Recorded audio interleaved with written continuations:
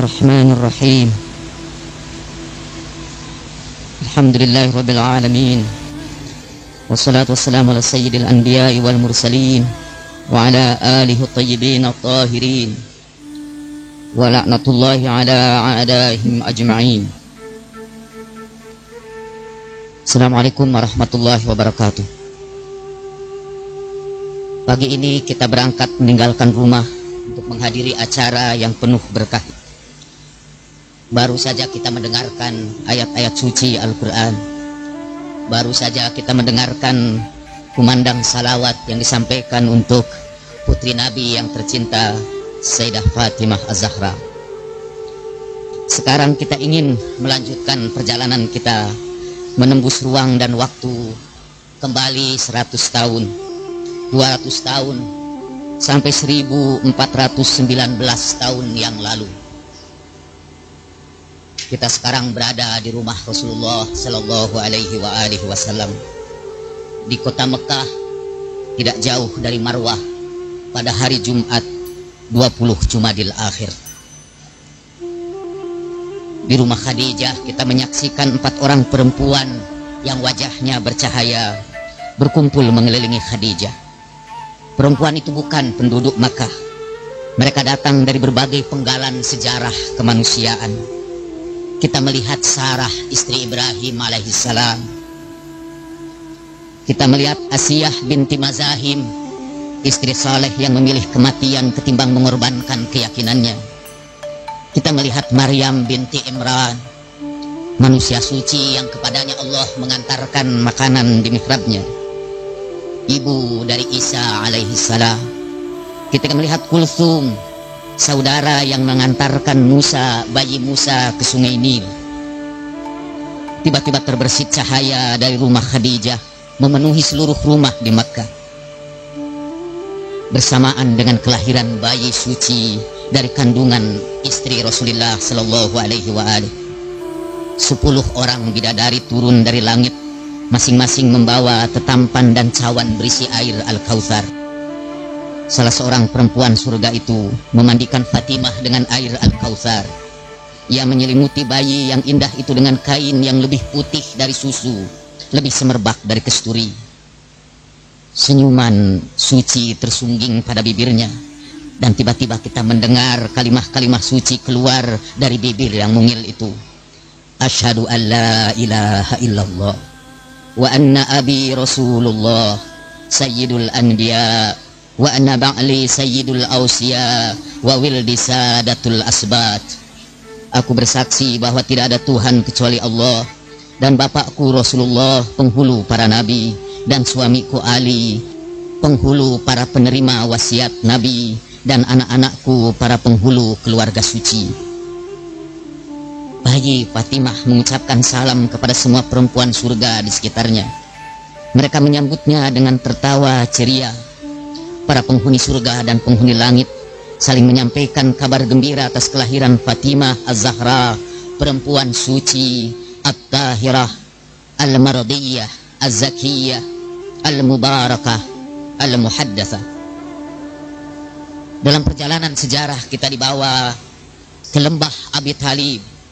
Di situ kita melihat Sayyidah Fatimah memegang tangan ibunya ketika seluruh keluarga Rasulullah Sallallahu Alaihi Wasallam diboikot dan diasingkan ke tempat yang gersang. Fatimah yang kecil menyaksikan bagaimana ayahnya berpindah-pindah kemah setiap malam karena menghindari orang yang mau membunuhnya. Sekali lagi kita menyaksikan Fatimah yang kecil memegang tangan ayahnya dan berkata, "Aina ummi?" ketika ibunya Sayyidah Khadijah menghembuskan nafasnya yang terakhir seusai pemboikotan di Syekh Abi Thalib. Sekarang Fatimah berada di samping ayahnya yang tengah berjuang menegakkan kebenaran, yang tengah berjuang mendobrak satu tradisi penindasan. Fatimah yang kecil heran mengapa ayahnya yang baik harus menanggung segala penderitaan itu. Dan lihatlah sekarang kita menyaksikan Fatimah dengan langkah-langkahnya yang kecil menuju Baitullah. Ia menyaksikan ayah yang dicintainya ditimpa bangkai. Sementara tertawaan orang bergemuruh di sekitarnya, dengan tangan-tangannya yang kecil Fatimah menyingkirkan kotoran dari tubuh ayahandanya yang tercinta. Dengan pandangan yang tajam, ia memandang musuh-musuh ayahnya. Peristiwa yang sama akan kita saksikan kembali dilakukan Fatimah pada waktu perang Uhud. Ia datang memeluk Rasulullah yang basah dengan darah. Ia bersihkan darah Rasulullah yang tidak henti-hentinya keluar. Kemudian ia membakar kainnya untuk menutup luka Nabi. Dengan penuh kasih sayang, Nabi yang mulia memeluk Fatimah dan memanggilnya Umma Abiha, wahai ibu dari ayahnya. Jika kita jelujuri sejarah kehidupan Fatimah, yang kita temukan adalah derita di atas penderitaan. Ada saat-saat bahagia yang dinikmati oleh keluarga Fatimah, yakni saat ketika ia menikah dengan manusia pilihan Tuhan, manusia yang disebutkan oleh Nabi sebagai penghulu para Ausia. Saat yang bahagia bagi Fatimah adalah saat ketika Rasulullah berada di sekitar sahabat-sahabatnya. Fatimah lalu datang menjenguknya. Rasulullah berdiri dan mencium tangan Fatimah. Satu perbuatan yang pertama kali dilakukan oleh seorang bapak terhadap anaknya. Lalu Rasulullah bersabda, Inna Fatimah bid'atu minni. Sesungguhnya Fatimah adalah belahan nyawaku. Siapa yang menyakiti Fatimah, dia menyakiti aku. Siapa yang membuat ridho Fatimah, dia membuat ridho aku. Perempuan yang pada waktu itu direndahkan dalam sebuah sistem jahiliyah, tiba-tiba diangkat Nabi ke tempat yang tinggi dengan personifikasi Fatimah, Sayyidul Anam, pemimpin seluruh alam semesta, yang kepadanya orang memperebutkan bahkan ludahnya yang suci. Sekarang mencium tangan Fatimah Az-Zahra salamullahi alaiha. Kembali kita menyaksikan penderitaan Fatimah pada hari-hari terakhir Rasulullah Shallallahu Alaihi Wasallam. Siapakah yang kita lihat datang ke rumah Nabi dengan membawa kedua putranya? Langkahnya gontai, tubuhnya lunglai dan wajahnya sayu. Ia menjatuhkan dirinya ke tubuh Nabi Shallallahu Alaihi Wasallam. Air matanya membasahi dada Rasul yang mulia seraya berkata, Wa kurbah wa kurbi li kurbik ya abi. Duhai deritaku, deritaku karenamu ya Abah. Dialah Fatimah yang jiwanya tidak dapat dipisahkan dari jiwa Nabi Sallallahu Alaihi Wasallam. Dialah Ummu Abiha yang pernah menemui Rasul Allah di tengah para sahabatnya. Dia berdiri menyambutnya. Nabi menciumi tangan Fatimah seraya berkata, Fatimah belahan jiwaku. Siapa yang menyakiti Fatimah, ia menyakitiku. Siapa yang membuatnya marah, ia juga membuatku marah. Inilah putri Rasul Al-Batul. Bila Nabi merindukan semerbak harum surga, ia mencium leher Fatimah. Pernah satu saat Fatimah datang menemui ayahnya membawa potongan roti seraya berkata, ini potongan roti, hatiku tak tenang sebelum kuberikan roti ini padamu.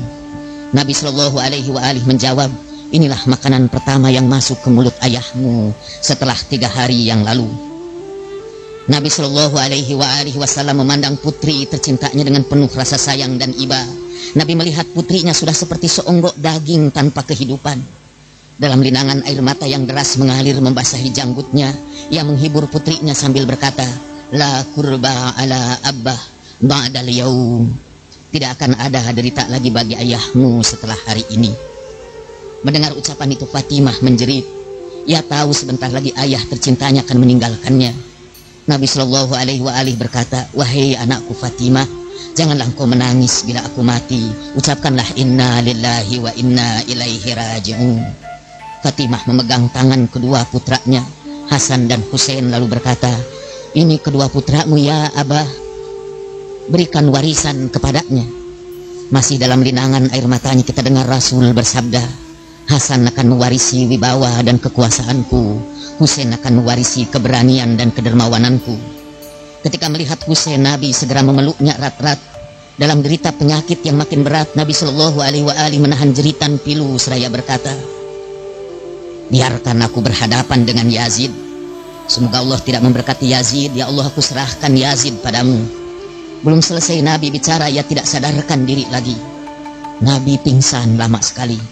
Ketika siuman, ia merebut lagi tubuh Husain dan memeluknya. Air matanya membasahi wajah Husain. Biarkan aku dan pembunuhnya berhadapan di hadapan Allah Azza wa Jalla. Ketika Hasan dan Husain merapatkan tubuh mereka yang kecil pada tubuh Rasul yang agung, mereka tidak henti-hentinya menangis. Dalam kedalaman hati anak yang bening, mereka merasakan sebentar lagi kakek yang sangat penyayang itu akan meninggalkan mereka.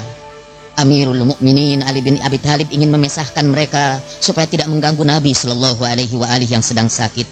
Tapi dengarlah bibir yang mulia itu bergumam lagi, biarkan mereka bersenang-senang denganku, dan aku bersenang-senang dengan mereka, karena keduanya nanti akan ditimpa bencana sepeninggalku. Kepada para pelayatnya, Nabi Shallallahu Alaihi Wasallam bersabda, aku sudah tinggalkan bagi kalian kitab Allah dan keluargaku. Siapa yang melalaikan kitab Allah, ia sudah melalaikan sunnahku. Dan barang siapa yang melalaikan sunnahku, berarti melalaikan keluargaku. Karena keduanya tidak akan berpisah sampai keduanya datang menemuiku di telaga hari kiamat nanti. Sekarang kita menyaksikan Sayyidah Fatimah berulang kali berziarah ke pusara ayahnya. Ia berkata kepada sahabat Nabi yang lain, kenapa engkau masih bisa memperoleh ketenangan, padahal kekasihku dibaringkan di balik debu-debu tanah Sahara ini? Lalu Fatimah menggumamkan syair yang terkenal, telah menimpa kepadaku runtunan musibah, yang sekiranya musibah itu menimpa malam, menimpa siang, siang akan berubah menjadi malam. Sejak meninggalnya Rasulullah Shallallahu Alaihi Wasallam, Fatimah tidak pernah tersenyum lagi. Setiap hari ia berkunjung ke pusara ayahnya. Setiap hari ia meratap dan menangis, sehingga Ali kemudian membangun sebuah rumah hanya khusus untuk tangisan Fatimah. Rumah yang kemudian dikenal sebagai Baitul Huzn, rumah penderitaan. Kita sekarang terpaksa dengan hati sedih juga harus menyaksikan orang-orang yang dahulu pernah berkumpul di sekitar Rasulullah Shallallahu Alaihi Wasallam mengelilingi rumah Fatimah. Salah seorang di antara mereka berteriak agar rumah Fatimah digeledah dan diserbu. Fatimah berteriak dari balik tirai, ya Abah, lihatlah apa yang diperbuat oleh sahabat-sahabatmu sepeninggalmu.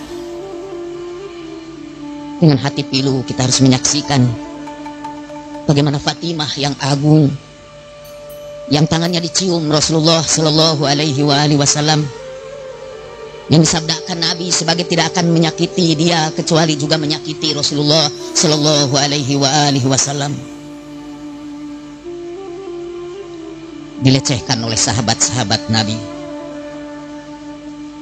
Seorang sahabat menyuruh seorang sahabat yang lain mencabuk tubuh Fatimah yang mulia itu. Dalam jeritan pilu Sayyidah Fatimah, ia menyaksikan bagaimana suaminya diperlakukan oleh orang-orang yang dahulu pernah mendengar Rasulullah bersabda, man kuntu maula fahada aliyun maula. Siapa yang menerima aku sebagai pelindungnya, sebagai pemimpinnya, hendaknya menerima Ali sebagai pemimpinnya. Beberapa hari setelah itu Sayyidah Fatimah sakit. Dalam sakitnya orang melihat Sayyidah Fatimah tidak henti-hentinya merintih memanggil Rasulullah Shallallahu Alaihi Wasallam. Ummu Aiman pernah menyaksikan Fatimah berdoa di keheningan malam, Allahumma inni as'aluka billadzina astafaitahum wa bibukai wuldi fi mufaraqati antaghfira wa tarhama syi'ati wa syi'ata dzurriyyati. Ya Allah, aku bermohon kepadamu demi orang-orang yang telah engkau pilih sebagai pemimpin umat ini. Aku bermohon kepadamu demi tangisan anak-anakku yang akan kehilangan aku, agar engkau ampuni dan agar engkau sayangi para pengikutku dan para pengikut dari pemimpin-pemimpin umat dari keluargaku. Pada Ali bin Abi Thalib, Fatimah berpesan agar ia dikuburkan diam-diam dan agar beberapa orang tidak menyaksikan jenazahnya. Kemudian Fatimah membersihkan dirinya, berbaring, dan tiba-tiba keluarganya menyaksikan Fatimah mengucapkan salam kepada Jibril dan kepada Rasulullah sallallahu alaihi wasallam. Assalamu alayka ya Jibril. Assalamu alayka ya abi. Ilallah la ilan nar. Dengan perkataan itulah Sayyidah Fatimah menghembuskan nafasnya yang terakhir, meninggalkan kita dengan warisannya yang berharga, bahwa sebagai perempuan ia telah menunjukkan seluruh kehidupannya sebagai medan perjuangan. Marilah kita kenang Fatimah ketika dia berdiri menuntut haknya, bukan karena ia orang yang mencintai kekayaan, tapi karena ia berpikir bahwa tanpa menuntut hak itu nanti para penguasa akan berlaku zalim sesudahnya. Kalau kepada putri Rasulullah Sallallahu Alaihi Wasallam saja mereka berani merampas hak, apa pula yang akan terjadi kepada orang-orang biasa setelah itu. Fatimah berdiri menuntut haknya bukan karena kecintaannya kepada kekayaan. Ia menuntut haknya karena ia ingin memberikan contoh kepada semua perempuan di seluruh dunia ini untuk menuntut haknya dan untuk membebaskan diri mereka dari penindasan siapapun yang melakukannya. Kalau Fatimah adalah cerminan dari kaum muslimah, maka marilah kita renungkan sabda Nabi itu dengan redaksi yang baru. Kaum muslimah adalah bagian dari umat ini yang sangat penting. Kaum muslimah adalah belahan dari nyawa Rasulullah Sallallahu Alaihi Wasallam. Karena itu siapa yang menyakiti kaum muslimah yang seperti Fatimah, ia juga menyakiti Rasulullah Sallallahu Alaihi Wasallam. Siapa yang membuat murka para Fatimiyah, dia juga melukai hati Rasulullah Sallallahu Alaihi Wasallam. Dengan perkenalan singkat inilah saya ingin mengakhiri perjalanan kita bersama Sayyidah Fatimah Az-Zahra dengan mengucapkan salam kepadanya. Assalamu alayki ya sayyidatan nisa'il alamin. Assalamu alayki ya qurrata aini Rasulillah.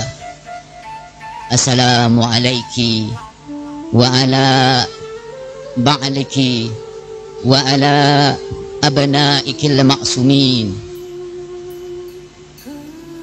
Allahumma inna nas'aluka bihaqqi Muhammadin wa ali Muhammad. Allahumma inna nas'aluka bihaqqi Fatimati Zahra wal a'immati tayyibin at-tahirin an tahsurana wa tajma'ana bi Rasulillahi sallallahu alaihi wa alihi wasallam wal a'immati tayyibin at-tahirin. Subhana rabbika rabbil izzati amma yasifun wa salamun alal mursalin walhamdulillahi rabbil alamin. Al-Fatihah.